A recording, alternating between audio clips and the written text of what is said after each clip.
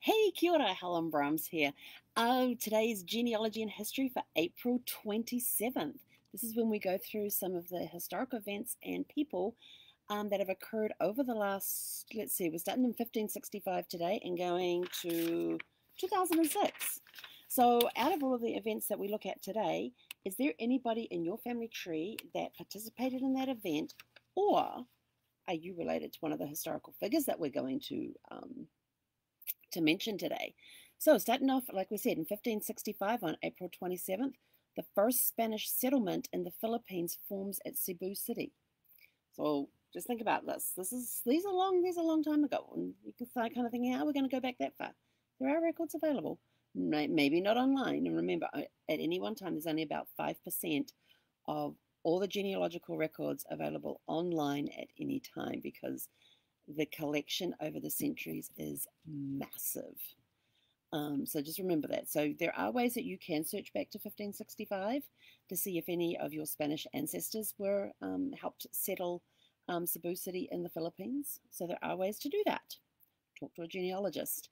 In 1805, the US Marines attacked the shores of Tripoli at the beginning of the Battle of Derna, which went from April 27th to May 13th of 1805. 1810, we had Ludwig van Beethoven composes for Eliza.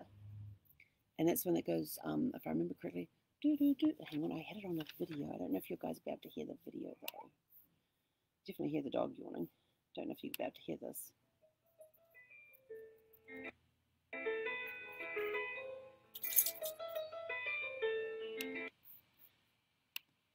I don't know. Could you hear that? Did you hear it? I don't know. But it's a really cool piece. It's one of my favorite pieces that I like to listen to. In 1820, and that came out in 1810. In 1828, the Zoological Gardens at Regent Park in London opened. In 1838, a fire destroyed half of Charleston. I'm not sure if that was North Carolina. No, hang on, Charleston, South Carolina. Or if that was Charleston, West Virginia. I forgot to check that because I didn't put the state there. In 1840, the foundation stone for the new Palace of Westminster, London, was laid by Sarah Barry, wife of its architect, Charles Barry. And the original burnt down in 1834, and the place is owned by the Crown, and it was finished in 1870.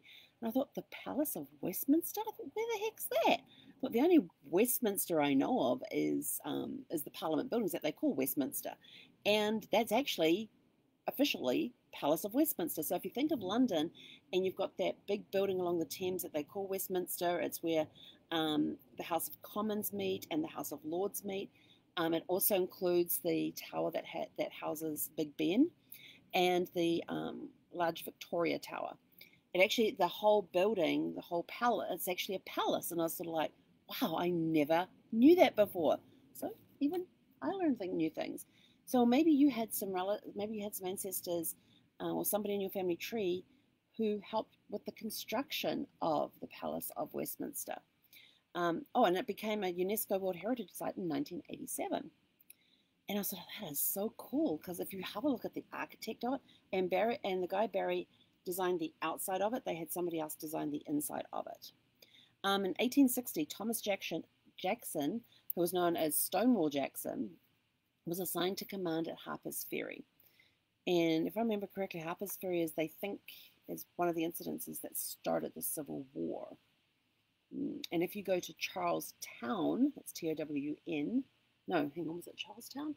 Yes, it was in Charlestown, because we stayed there one night at a bed and breakfast. One weekend, we had a long weekend at a bed and breakfast in Charlestown. And there was a courthouse there that had this big rock on it, that had this rock out front with a date on it. And so when we went and looked up the date, it was the date that, what was his name? Oh my gosh, it was so long ago I looked it up. It was the date on it was not the date the Civil War started, but it was the date that the guy who they said started the Civil War with there in Harper's Ferry was tried or hung. Oh, I can't remember. I'm going to have to go back and have a look at my photographs and find that one so I can tell you guys. But it had the whole date. It was I remember it was 1863, and I think it was April.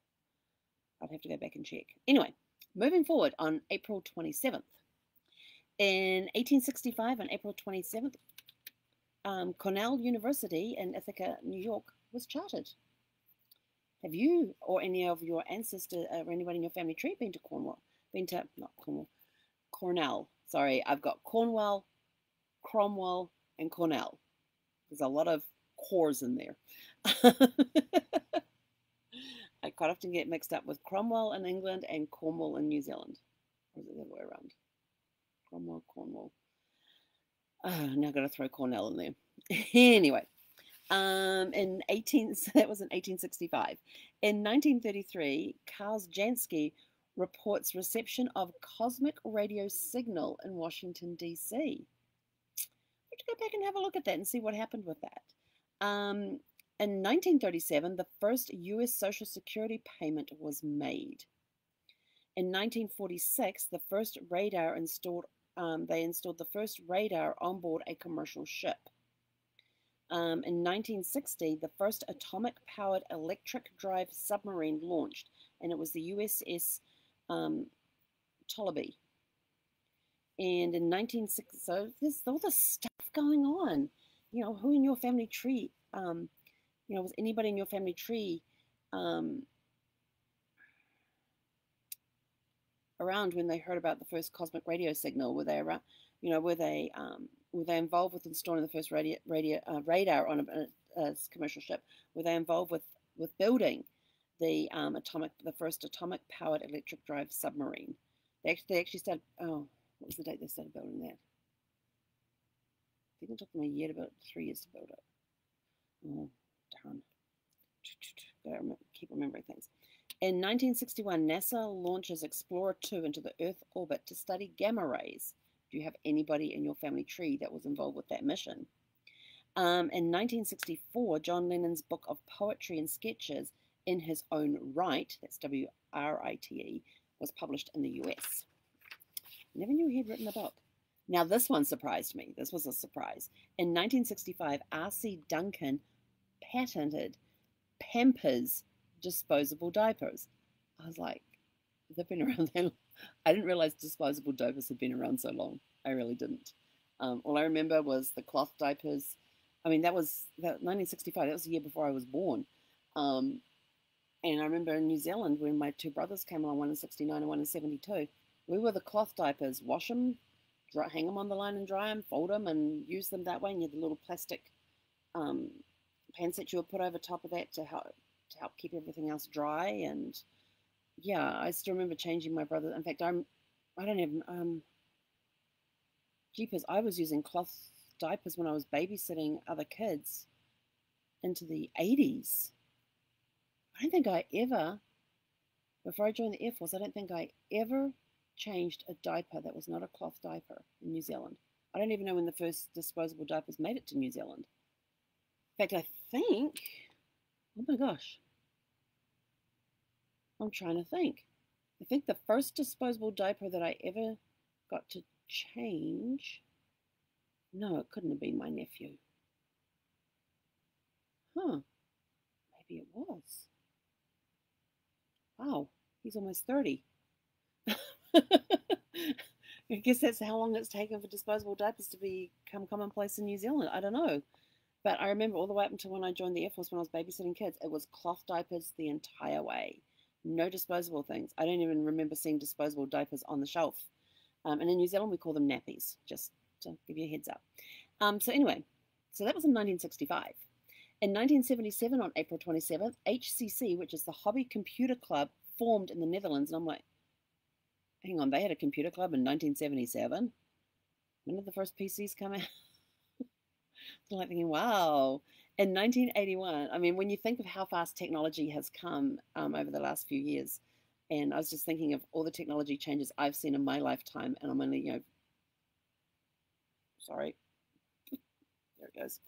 And I think of all the technology changes I've seen in my lifetime, and then to go back and find out that it went back even further than I thought, I was like, wow. And here's another one. In 1981, Xerox PARC, P-A-R-C, introduced the computer mouse. I was like,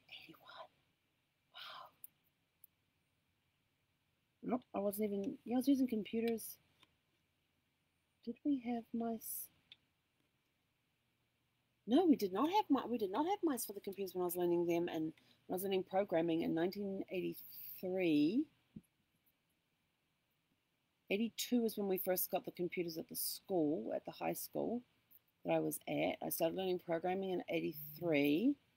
I left in 84. We never had mouse on computers at all during that time. We had little joysticks because you could play games with the joysticks. Sorry, I'm totally getting sidetracked with things that I grew up with now. So in 1982, the trial of John Hinckley begins for the attempted assassination of US President Ronald Reagan on the 30th of March 1981. And if I remember correctly, he was found not guilty by reason of insanity because he was doing it to impress. He was obsessed with Jodie Foster, and if I remember correctly, was it Jodie Foster? Yeah, he was obsessed with Jodie Foster, and so he attempted to assassinate Ronald Reagan in order to impress her. And then he was released in 2015, 16, somewhere around there. But yeah, I remember all of that. In 1989, Beijing students took over Tiananmen Square in China.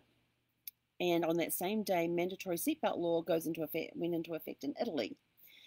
April 27th, 1992, Betty Boothroyd becomes the first woman to be elected Speaker of the British House of Commons in its 700-year history. Wow, love that.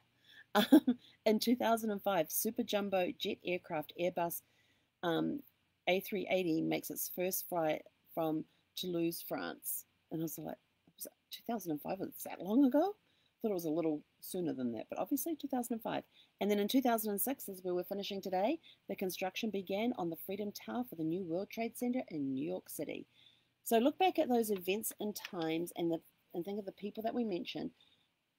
Are there any connections in your family tree to any of these events, any of the people that are in there? It's always fun to go and look, because that's when history comes alive for you and your family, when you have those connections to places and time, to events in history, to people in history. You tend to learn a lot more about that particular portion of history because of your personal family connection to it. So go dig in your family tree. Let us know in the comments below if you find any connections. Would love to find out if anybody is connected to any of the events or any of the people that we mentioned in today's Genealogy and History for April 27th. That's it for today. We shall be back tomorrow for April 28th. Hei konera.